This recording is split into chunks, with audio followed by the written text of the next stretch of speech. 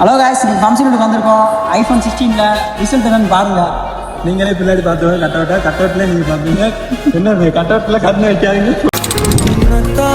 பார்த்துக்க நான் இங்க காத்திருக்கேன், நெஞ்சு ஏங்கிருக்க பார்க்க வானத்தை தாண்டியும் வந்து என் காதல காமிப்பேன் நான்.